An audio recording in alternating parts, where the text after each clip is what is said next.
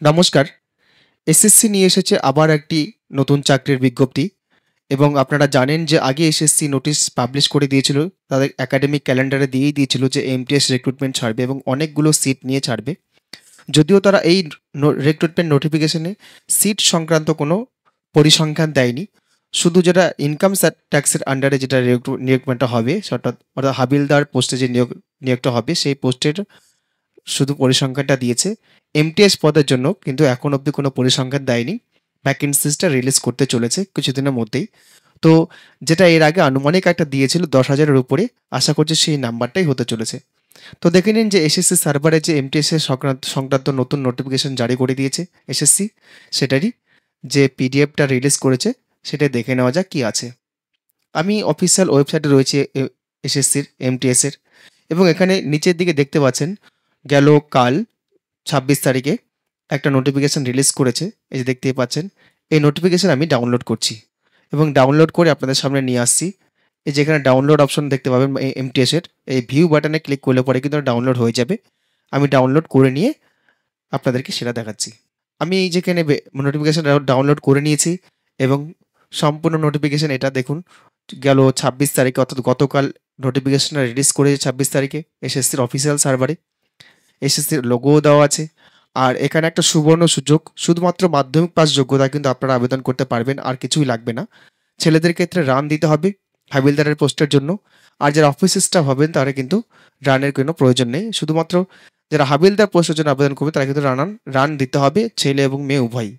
তো রানের ব্যাপারটা পরে আসছি, আগে ডিটেলসে জেনে নিই কী কী আছে ফ্যাকাল্টি, সেই জিনিসগুলো দেখাচ্ছি আপনাদেরকে। দেখুন, date of submission of online application প্রথমে শুরু করে দিয়েছে, গতকালই কিন্তু শুরু করে দিয়েছে। 26/6 থেকে চলবে এবং আগামী মাসের 24 তারিখ অবধি চলবে। পেমেন্ট যদি থাকে সেই পেমেন্টকে একই জিনিস 24/7 অবধি চলবে।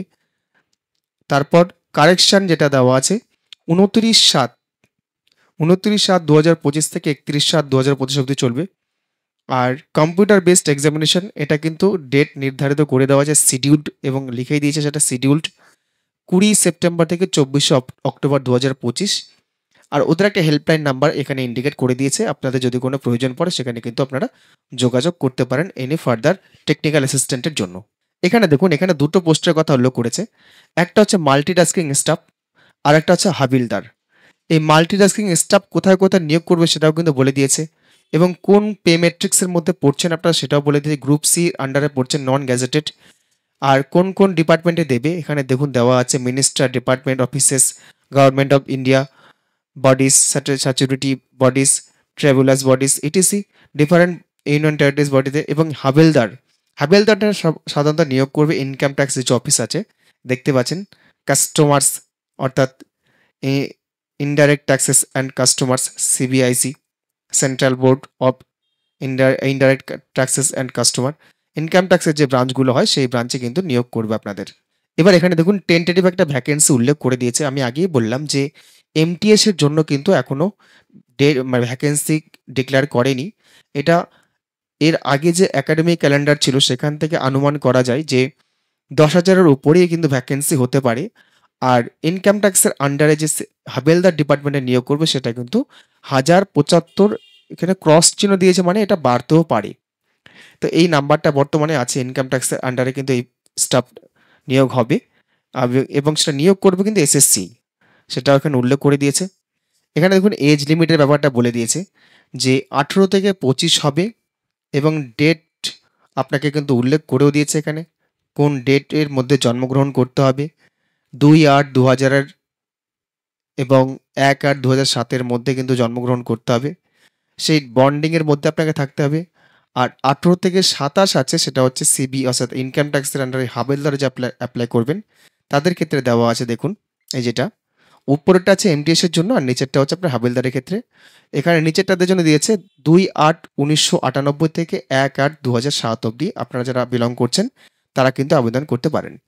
আর সরকারি টার্মস অ্যান্ড কন্ডিশন অনুসারে যেটা ছাড় আছে এসসি, এসটি, পিডব্লিউবিডি এবং ওবিসিদের জন্য 5 বছর, 3 বছর এবং 10 বছর যেটা আছে সেটা কিন্তু সরকারি নিয়ম অনুসারেই আছে, এবং এখানে সেটা অ্যাপ্লিকেবল হবে।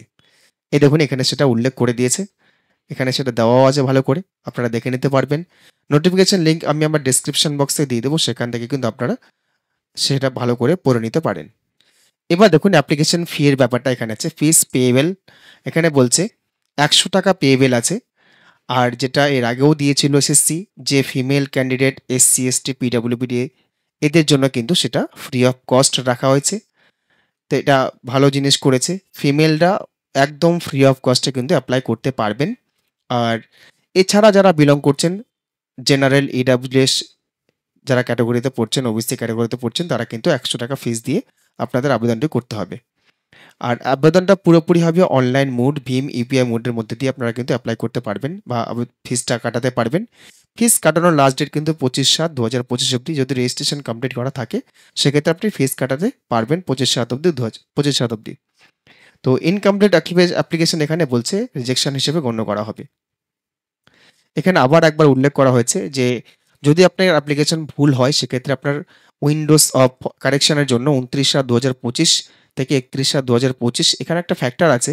প্রথমবার যদি আপনি কারেকশন করেন সেক্ষেত্রে 250 টাকা ফিস কাটাতে হতে পারে, এবং ফার্দার যদি কোনো কারেকশন থাকে আপনাদের সেক্ষেত্রে 500 টাকার একটা চালান কেটে কিন্তু আপনাদের সেটা করতে হতে পারে।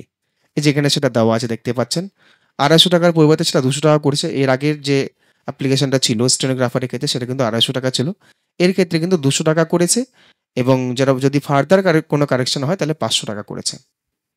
এবার আসছে এক্সামিনেশন সেন্টার। আমাদের যে ইস্টার্ন রিজন, এই যে ইস্টার্ন রিজনের ক্ষেত্রে যে সেন্টারগুলো আছে সেই সেন্টারগুলো এখানে কী আছে দেখে নিন। এখানে দেখতে পাচ্ছেন ইস্টার্ন রিজন, আন্দামান নিকোবর এবং ওয়েস্ট বেঙ্গল। এর যে সিটগুলো আছে ধানবাদ, জামশেদপুর, রাঁচি, বালাসোর উড়িষ্যা, বেরহামপুর, তারপর ভুবনেশ্বর, কটক, সম্বলপুর, গ্যাংটক, আসানসোল, বর্ধমান, আরও নিচে হয়তো আছে, এই দেখুন এখানে দেওয়া আছে দুর্গাপুর, কলকাতা, শিলিগুড়ি, সুরি, বিজয়পুরম। তো এই কটা সেন্টার আছে। আপনারা কিন্তু যারা ওয়েস্ট বেঙ্গল থেকে বিলং করছেন তারা কিন্তু এই কটা সিটিতে এক্সাম সিটি চুজ করতে পারবেন। এখানে বড় ফ্যাক্টর আছে, সেটা হচ্ছে আপনারা কিন্তু লোকাল ল্যাঙ্গুয়েজে আপনারা পরীক্ষা দিতে পারবেন। দেখুন এখানে উল্লেখ করে দিয়েছে যে 13টা রিজনাল ল্যাঙ্গুয়েজ এখানে অ্যাভেলেবেল আছে। 13টার মধ্যে কিন্তু আমাদের বেঙ্গলিও আছে। আপনারা কিন্তু বাংলা ভাষাতে কিন্তু এক্সাম দিতে পারবেন, সেটা উল্লেখ করে দিয়েছে। আর কি কি সাবজেক্ট হতে চলেছে, কোন কোন মেথডে হতে চলেছে সেটা কিন্তু এখানে দেওয়া আছে। Computer based examination, computer based এক্সামিনেশনে যেটা আছে সেটা আপনারা দেখতেই পাচ্ছেন, আমি বড় করে দেখাচ্ছি আপনাদের। এই দেখুন সেশন 1-এ যেটা আছে নিউমেরিক্যাল অ্যান্ড ম্যাথামেটিক্যাল অ্যাবিলিটি, এখানে হচ্ছে আপনার টোটাল নাম্বার হচ্ছে 60 মার্কের, আর প্রশ্ন থাকবে 20। টোটাল সময় হচ্ছে 45 minute. Reasoning ability and problem solving, এটা হচ্ছে 20টা প্রশ্ন, 60 মার্কের। এটা হচ্ছে সেশন 1-এর ক্ষেত্রে। আর সেশন 2 এর ক্ষেত্রে জেনারেল অ্যাওয়ারনেস এবং ইংলিশ ল্যাঙ্গুয়েজ অ্যান্ড কম্প্রিহেনশন, সেক্ষেত্রে 25 এবং 25 নাম্বার মানে 50টা প্রশ্ন এবং 75 মার্কের প্রশ্ন। দুটোই কিন্তু 45 মিনিটের। আর 60 মিনিট যেটা দেখতে পাচ্ছেন সেটা অন্ধ বা প্রতিবন্ধী ক্যান্ডিডেটদের জন্য। এই যেখানে 60 মিনিটের কথা উল্লেখ আছে, 45 মিনিট নর্মাল ক্যান্ডিডেট এবং 60 মিনিট হচ্ছে প্রতিবন্ধী যারা তাদের ক্ষেত্রে। আর এখানে একটা জিনিস উল্লেখ করে দিয়েছে, computer based examination will be conducted in 2 sessions, অর্থাৎ দুটো সেশন এক্সাম হবে, session 1 session 2 on the same day and both the session will be mandatory, অর্থাৎ দুটো সেশনে কিন্তু আপনাদের পরীক্ষা দেওয়াটা ম্যান্ডেটরি। একটা সেশন দিলেন আর একটা সেশন দিলেন না সেটা কিন্তু হবে না, আপনাদের পরীক্ষা ক্যান্সেল সেটা হয়ে যাবে।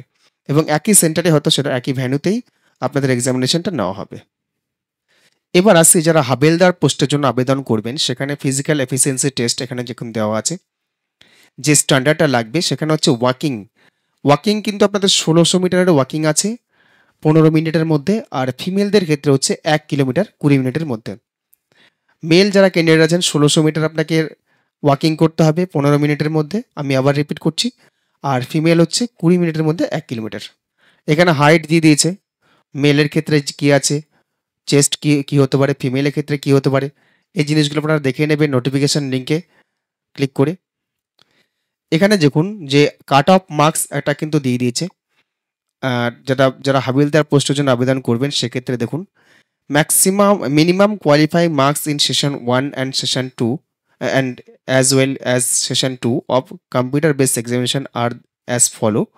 আনরিজার্ভড ক্যাটাগরি আছে যারা, তারা হচ্ছে 30% টোটাল মার্কসের, ওবিসি ইডাব্লিউএস ক্ষেত্রে 25% টোটাল মার্কসের, আর এসসি ক্যাটাগরি যারা আছে তারা হচ্ছে আপনার 30%, যেটা দেওয়া আছে দেখতে পাচ্ছেন। 30% মার্কস কিন্তু 20% মার্কস কিন্তু লাগবে অল আদার ক্যাটাগরিজের জন্য। তো যাই হোক, এই হচ্ছে পুরো নোটিফিকেশনের বৃত্তান্ত। আপনারা দেখে নিলেন যে যে ক্রাইটেরিয়াগুলো আছে। মাধ্যমিক পাস যোগ্যতা কিন্তু আপনারা সেটা আবেদন করতে পারছেন, খুব শীঘ্রই আবেদন করে দেবেন। এই সংক্রান্ত খুব শীঘ্র একটা ভিডিও আমি নিয়ে আসবো। যদিও এটা আধার বেসড অ্যাপ্লিকেশন, আধার দিয়ে অ্যাপ্লিকেশনটা করতে হবে, এটা সম্পূর্ণ প্রসিডিওর ফলো করা সম্ভব নয় চট করে। তবু যতটা সম্ভব আমি পারবো একটা অ্যাপ্লিকেশন নিয়ে আসবো, লাইভ অ্যাপ্লিকেশন নিয়ে আপনাদের সামনে ভিডিওটা খুব শীঘ্রই আপনাদের কাছে পাবলিশ করব। তো যাই হোক, আপনারা যারা প্রথমবার আমার চ্যানেলে এসেছেন অবশ্যই চ্যানেলটি সাবস্ক্রাইব করবেন, এবং ভিডিওটি যদি ভালো লাগে অবশ্যই লাইক করবেন, শেয়ার করবেন, কমেন্ট করবেন। ধন্যবাদ।